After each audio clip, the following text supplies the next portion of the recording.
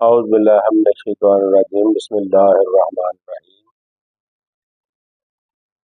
لاکھوں کروڑوں درود و سلام سرکار دو عالم صلی اللہ علیہ وآلہ وسلم پر اور آپ صلی اللہ علیہ وآلہ وسلم کی آل پر۔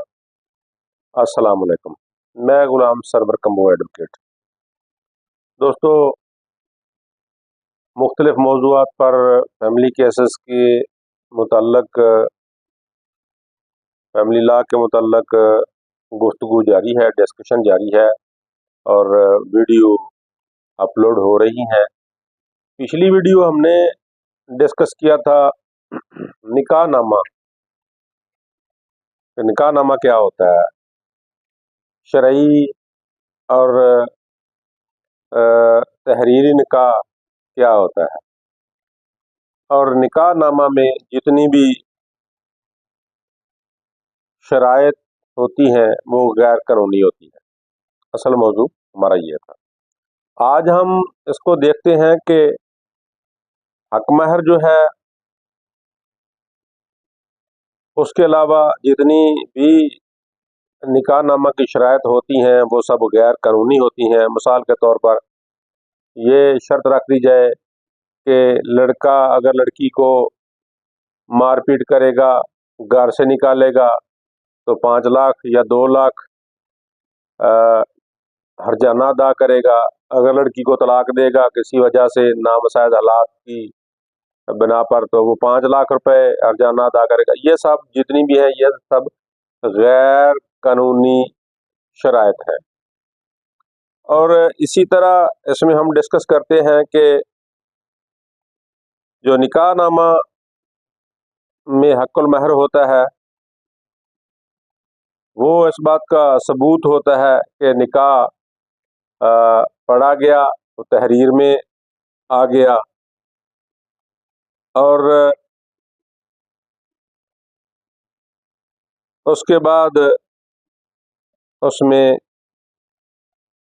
جو نکاح کے وقت دونوں پارٹیز کی مشاورت سے حق المہر طے ہوتا ہے، وہ دونوں کی رضامندی سے، دونوں فریقین کی رضامندی سے طے ہوتا ہے۔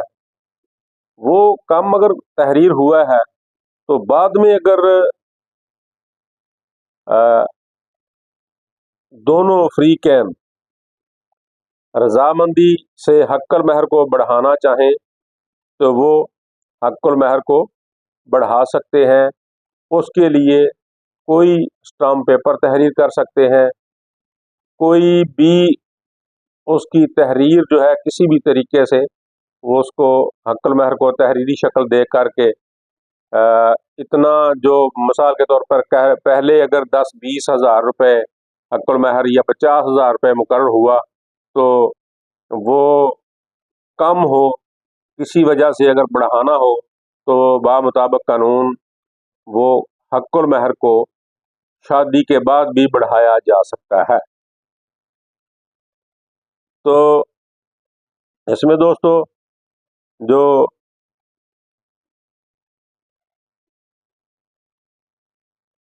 طلاق کا جو موضوع ہے اس کو ہم آج تھوڑا سا ڈسکس کرتے ہیں کہ اگر کسی وجہ سے نامساعد حالات کی بنا پر اگر لڑکی اور لڑکے کے درمیان کوئی حالات ایسے شدت اختیار کر جائیں کہ ان میں نباہ ناممکن ہو تو پھر وہ عورت کو طلاق جو ہے وہ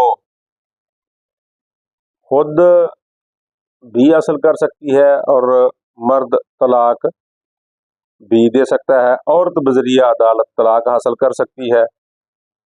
اور اگر عورت طلاق حاصل کر لے ذریعہ عدالت یا لڑکا خود تحریر کر کے طلاق لڑکی کو دے دیتا ہے تو پھر اس کے لیے بھی ایک پروسیس ہے، ایک طریقہ کار ہے کہ سیکنڈ میرج اگر کرنی ہو، نیکسٹ دوسری شادی لڑکی نے کرنی ہو تو اس کے لیے اس کو ایک مؤثر سرٹیفکیٹ جو ہے اس کی ضرورت بھی پڑے گی۔ اس کی نسبت بھی ہم ڈسکس کریں گے کہ اس کا کیا طریقہ کار ہے، وہ کیسے حاصل کی جا سکتی ہے، تو इसमें तलाक जो है वो हासिल करने के लिए खुला भी एक तरीका है, वो भी डिस्कस करेंगे।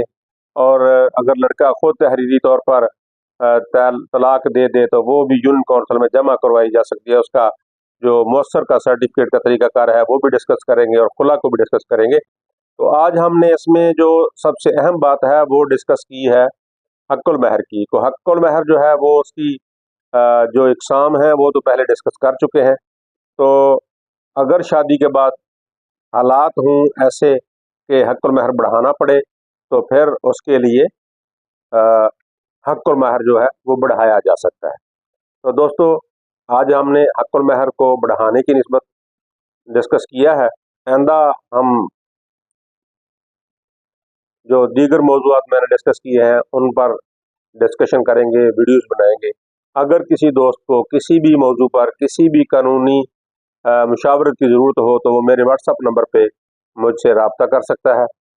तो अगर आप नए हैं, मेरे यूट्यूब चैनल को सब्सक्राइब करें, वीडियो को लाइक और शेयर करें, कमेंट सेक्शन में जाकर कमेंट भी करें और अपना ख्याल रखें, मुझे दुआओं में याद रखें। बस सलाम।